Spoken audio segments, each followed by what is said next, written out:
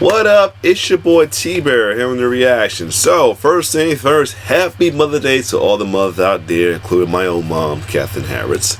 So, this video came out 2 hours ago. I'm like, this gotta be a perfect kill count to do for Mother's Day, and he was like, he released it for Mother's Day. So y'all been following my kill count, so like, why not do a kill count reaction to this? So this is for the movie's Ma, which starred Octavia Spencer. Now I was curious about this movie. I might have thought about going, but wanted to see it, but you know, my fiancés don't do horror movies like that, so. And sooner or later, if this comes a problem where it's going to be a while till I watch the other one, like the Chucky remake and the new Halloween, I might just say screw it and just watch the kill counts just cause. But other than that, let's get into this kill count for Ma.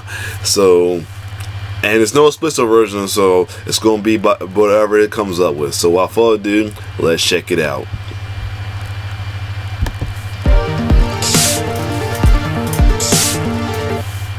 Welcome to the Kill Count, where we tally up the victims in all our favorite horror movies.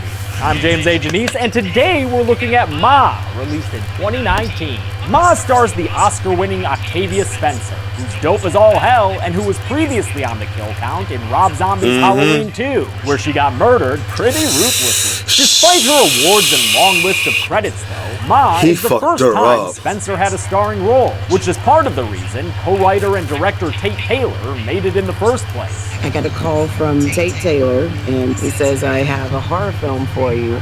And I say, do I die within the first 15 minutes? Because black people usually die within the first 15 minutes.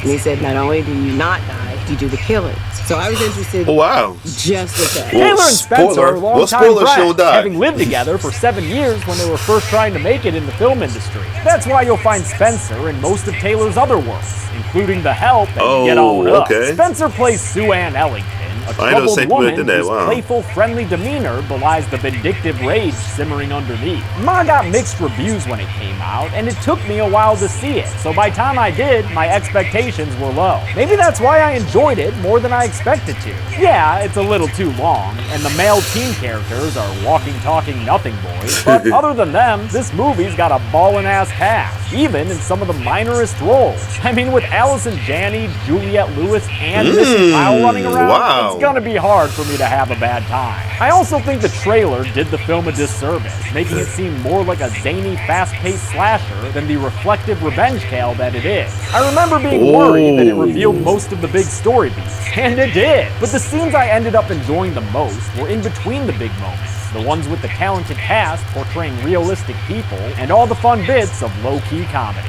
Did the trailers reveal how many people died in the movie? Nope. Better not have, because that's my job, motherfucker. So let's get to that.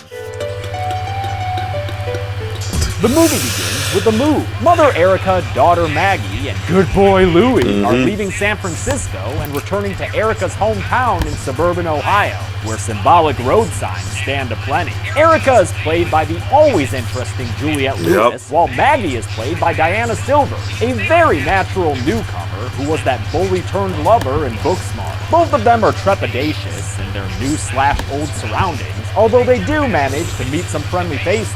Maggie introduces herself to Jeannie, a girl in a wheelchair at her school, and Erica finds herself with a wonderful co-worker named Stu.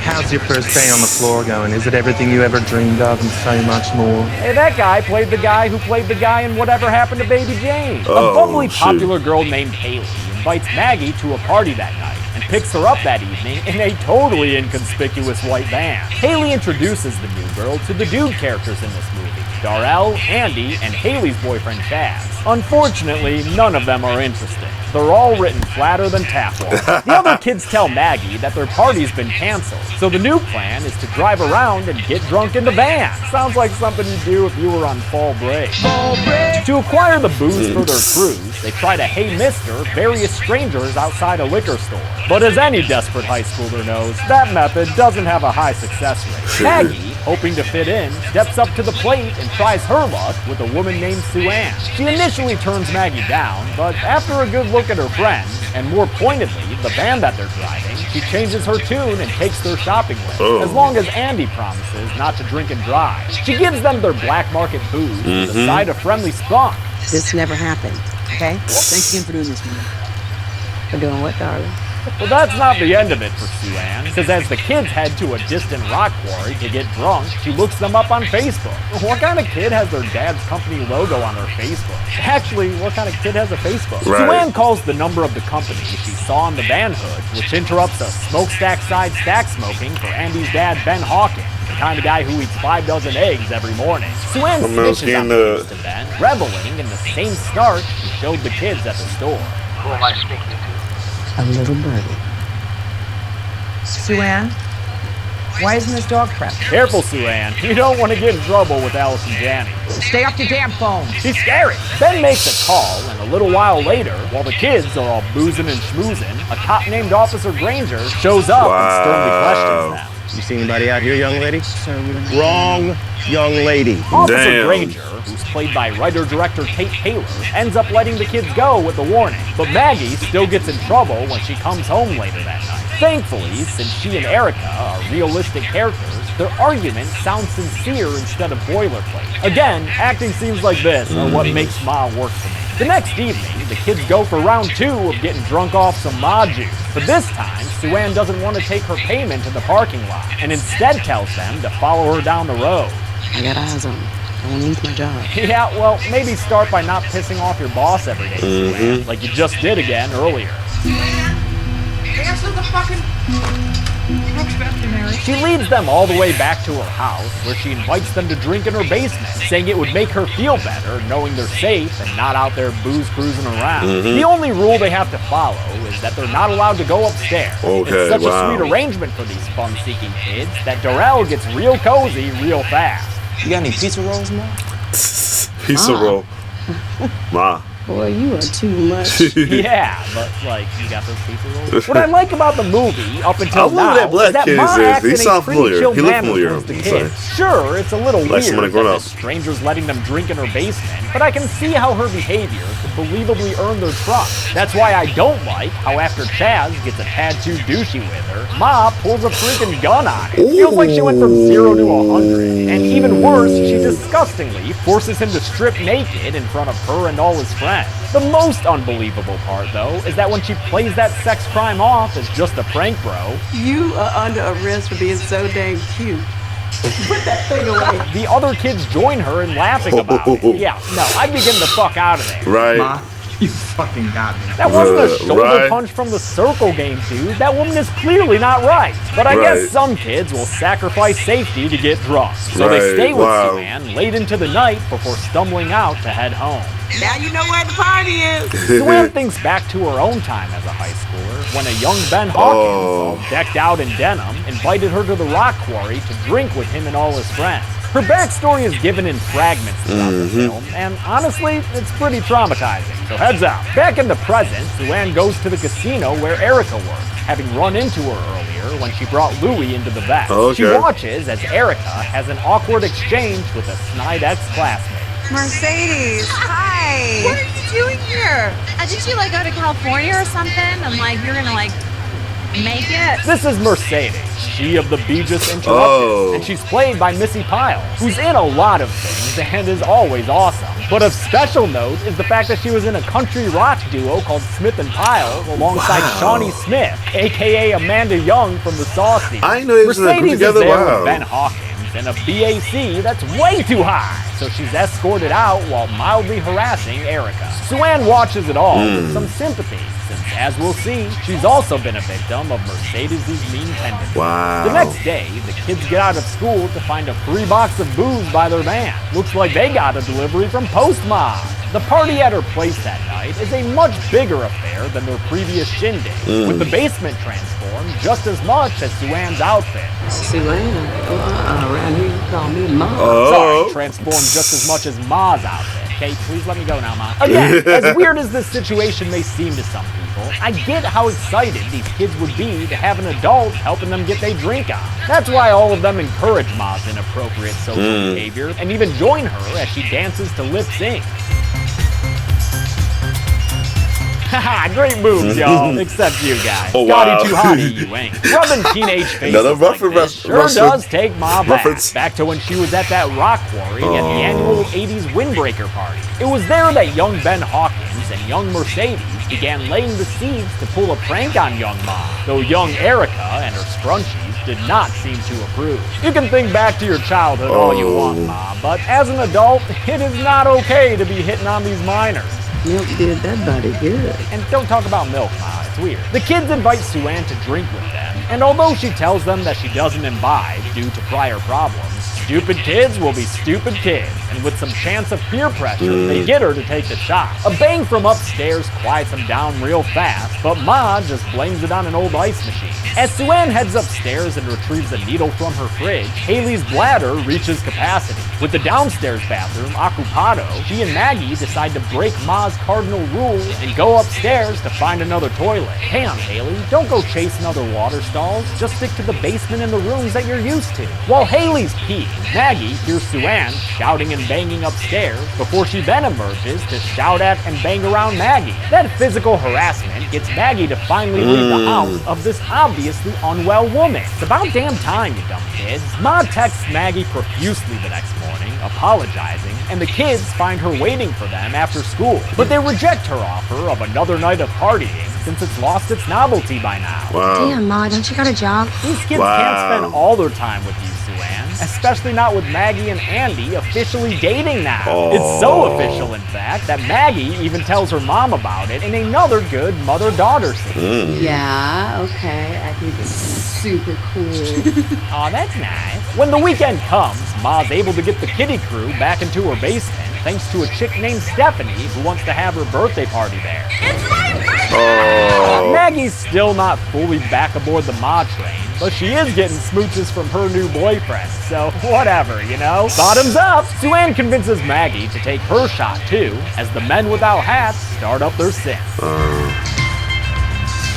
Taking that Ma shot was a total Ma mistake, and Maggie loses consciousness as Ivan Durashuk teaches us how to spell the word safety. She wakes up back home next to Louie and finds her earrings missing, so she tells Andy that she's done hanging out at Ma's, and she doesn't want him going there either. Smart choice, Mags. You don't want to end up taking too many Valium shots, you know? Andy goes to Maggie's that night for a cheesesteak dinner and to meet her mom. Erica good. says that she went to high school with That's Andy's good, dad, cheesesteak. Ben, as well as Ben's girlfriend, Mercedes. How do you like her?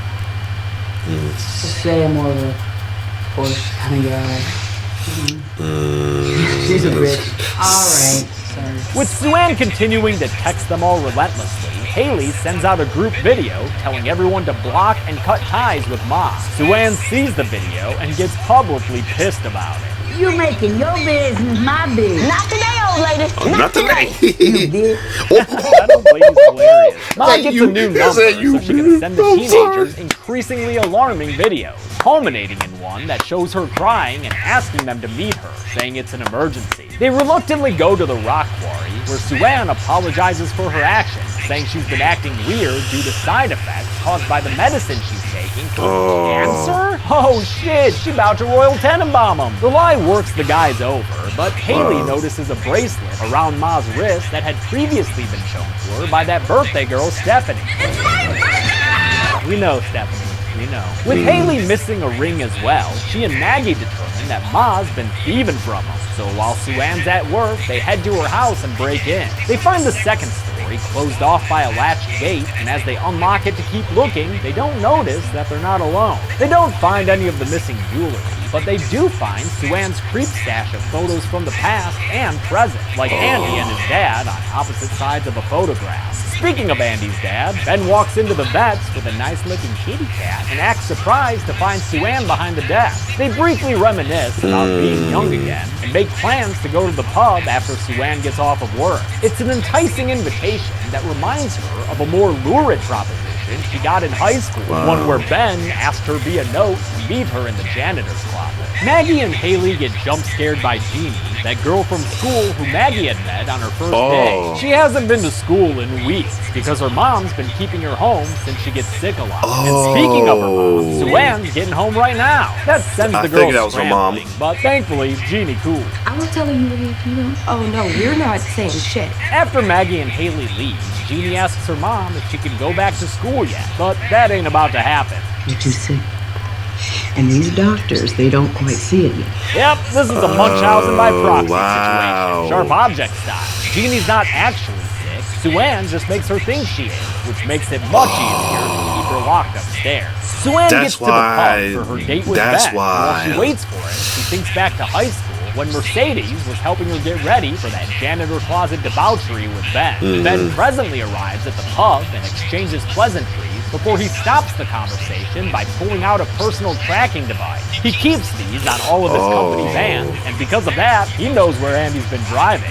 Why the fuck is my son spending time at your house? He suspects that Suan is trying to get back at him. I was like, wondering where I know him from. He's from Fast and Furious. Then calls her a loser and threatens to hurt her if she doesn't stop talking to his son. Awkward! Maggie gets home to find Suan sitting and chatting with her mom, since the two of them knew each other back in high school. With Erica watching, Maggie and Suan introduce themselves to each other, acting like they don't get shit-faced together on the reg. Before she leaves, Erica tells Suan that she can stop by anytime. Anytime. Hear that, Maggie? As Suan walks away, we get the final piece of her backstory. After going down to the janitor's closet to go down on Ben, she left the room to find a cruel surprise. Ben Hawkins standing in the hallway. These asshole kids, Revenge of the Nerd style, raped Suan, tricking her into giving oral sex to a dude who wasn't Ben. That is so fucked up, man. It's more fucked up than the idea of a horse-scented air freshener. Hey, let's say we get some kills on this couch. Check it out, Ma. It's Mercedes on her morning jog. She'll do. Suan runs her down without even a second thought. Or,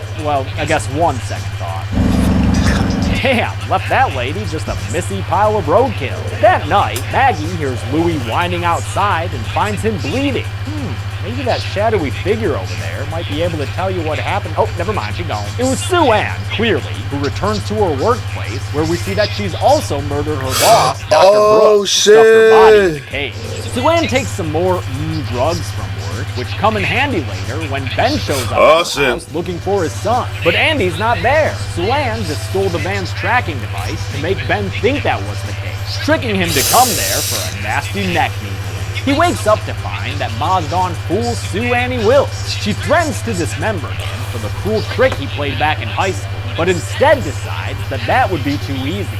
You see, you treated me like a dog because that's what you are. Because he's a dog, she's now going to take this dog blood, which she got from Louis, and transfer it into the dog's blood for a dog, I guess. Now go to sleep then. With Louis hurt, Erica wants to call Suan for help, forcing Maggie to reveal that she knows Suan and that chick Craig. Erica grounds Maggie for all the Ma partying she's been doing, even though it's not like she wants to keep doing it anyway. But a video from Ma shows Maggie that her friends are still partaking. Come join us, Maggie. Join us. Wow. Join us. Maggie goes there so she can get her friends to leave, but she finds everyone a bit more inebriated than usual, because Ma brewed up a special batch of punch. Wow. It's the kind of punch that's sure to score a TKO, and all of Maggie's friends start dropping like drunk flies. Ma locks them in the basement and bars the front door too, leaving Maggie upstairs where she finds Ben's dead body, still tied up and splayed out on the bed. Man, how do you even wind up in a position like this? Well, I'll tell you, it starts with a needle in the neck. Erica wakes up the next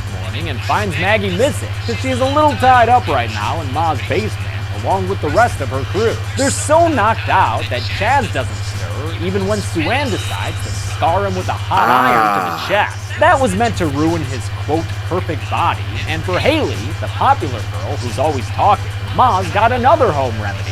Straight sewing that mouth shut when she's about to kick off Saw 4. Next up on Jigma's list is Darrell, whose face she paints white because, something about there only being room for one black person in the friend group? I don't know. Andy wakes up and asks Ma what's going on, and she responds with a slow dance, since they're the basement's cutest couple.